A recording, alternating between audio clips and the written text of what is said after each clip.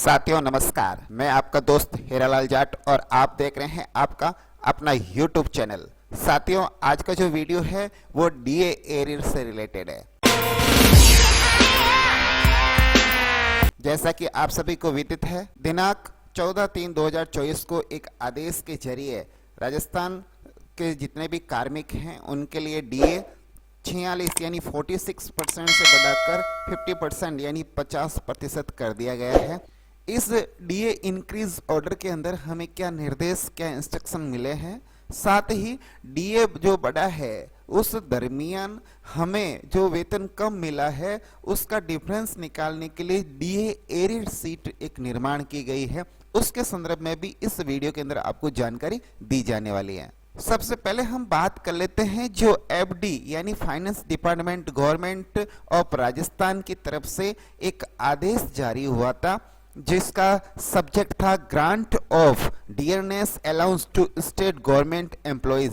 इस ऑर्डर के अंदर स्पष्ट रूप से लिखा है shall be revised from 46% to 50% with effect from 1/1/2024 यानी 1 जनवरी 2024 से ये इफेक्ट रहेगा।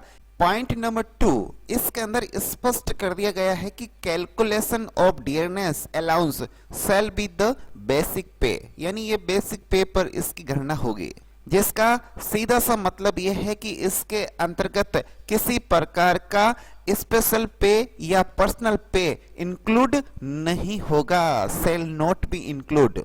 इस ऑर्डर का जो तीसरा बिंदु है इसमें स्पष्ट कर दिया गया है कि जब आप कैलकुलेशन करें उस समय 50 पैसे की गणना इस प्रकार रहेगी, 50 से कम है यानी 1 से लगाकर 49 पैसे है उसको आप इग्नोर करोगे, उसको हटा दोगे, और अगर 50 पैसे और उससे अधिक है 99 तक है तो आप उसको आगे राउंड ऑफ करके अगले रुपए के अंदर तब्दील कर देंगे। मान लीजिए कोई राशि 4 रुपए और 41 पैसे है तो उसको 4 रुपए ही मानना है, और 4 रुपए और 50 पैसे या 4 रुपए 51 पैसे है तो उसको 5 रुपए के अंदर बदल देना है। इसका सेंस यही है। इसका जो बिंदु नंबर 4 है वो इंपॉर्टेंट है। इसमें स्पष्ट कर दिया गया है कि जो पीरियड है 1/1/2024 से लगाकर 29/2/2024 यानी 2 माह जनवरी और फरवरी का जो डियरनेस अलाउंस है उसका जो डिफरेंस निकालकर जीपीएफ अकाउंट के अंदर जमा कराना है, स्पष्ट लिखा है। इसके अंतर्गत भी बताया गया है कि जो रिक्रूटमेंट 2004 से पहले है उनके जीपीएफ अकाउंट है उसके अंदर जमा होगा, और जो 2004 के बाद के एम्प्लॉय है उसके लिए जीपीएफ 2004 के अंदर जमा कराना है। इसके अलावा कोई ऑटोनोमस बॉडीज हैं या अदर कोई कॉर्पोरेशन बॉडीज है उसके लिए जीपीएफ एसएबी के अंदर उसका जमा होगा। अब हम बात कर लेते हैं जो अंतिम बिंदु है, ये भी इंपॉर्टेंट है। Cash payment shall be admissible from 1 मार्च 2024 यानी जो हमें सैलरी मिलने वाली है अप्रैल माह के अंदर, उस मार्च माह की सैलरी का डीए हमें कैश में मिलेगा। जनवरी और फरवरी का जो डीए है उसका अंतर निकालकर जो राशि बनती है वो हमें जीपीएफ या जीपीएफ 2004 के अंदर जमा कराना है, तथा मार्च माह से यानी मार्च माह का वेतन हमें अप्रैल में मिलता है, अर्थात जो 1 अप्रैल और उसके बाद में जो सैलरी मार्च माह की मिलेगी उसके अंदर हमें जो डीए है वो कैश में देना है। अब हम बात करते हैं कि जो जनवरी और फरवरी का डीए है उसका डिफरेंस कैसे निकाले। उसके लिए हमने एक एक्सेल शीट क्रिएट की है आप लोगों के लिए। इसके अंदर आपको ज़्यादा कुछ नहीं करना है, ऑफिस नेम लिख के जो पुराना डीए है 46% वो ऊपर लिखा हुआ है, और जो डीए बढ़ा है इंक्रीज हुआ है न्यू डीए या 50% हमने कर दिया है। ऐसे शहर है वहाँ पर जो डीए है वो 18% रहेगा, वहाँ पर 18 कर लीजिएगा, बाकी सभी जगह 9% है तो हमें 9% एचआरए करना है। आप उन शहर से बिलोंग करते हैं जहां पर एचआरए 18% है तो आप यहां पर 18 कर सकते हैं। अब यहां पर तो आपको सिंपल सी क्रम संख्या के अलावा एम्प्लॉइज का नेम, पोस्ट और कितने माह का आपको ये एरियर बनाना है। हो सकता है 1 माह का हो, 2 माह का हो, 3 माह का हो, 4 माह का हो। जितने माह का आपको एरियर बनाना है वो माह यहाँ पर आपको एंटर करना है। 7th पे के अकॉर्डिंग यहाँ पर बेसिक लिखनी है। ये एरियर हमें जीपीएफ 2004 या जीपीएफ के अंदर जमा कराना है, वो सिलेक्ट करना है। अगर इनकम टैक्स है कोई तो यहाँ पर परसेंटेज के रूप में 5, 10 जो भी बनता है वो लिख सकते हैं, और नहीं है तो यहाँ ब्लैंक छोड़ देना है। अब किस माह से डीए एरियर बनाना है वो यहाँ पर आप एंटर करेंगे। जनवरी 2024 यहाँ बाय डिफॉल्ट आ रहा है।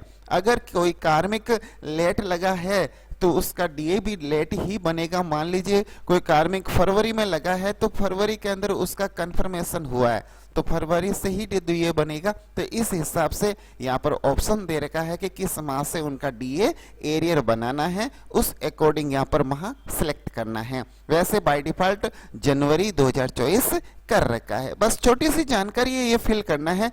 आपका डीए एरियर बन चुका है, कुछ भी नहीं करना है। आगे जैसे बढ़ोगे सीट देखोगे, एरियर सीट पे आप जिस कार्मिक का एरियर देखना है या उसका प्रिंट लेना है, केवल मात्र जो क्रम संख्या मास्टर सीट पे है, यहाँ पर सीरियल नंबर 1, 2, 3, 4 जो आ रहे हैं वो सीरियल नंबर यहाँ डालोगे, उसके अकॉर्डिंग उस कार्मिक का डेटा यहाँ तैयार हो जाएगा।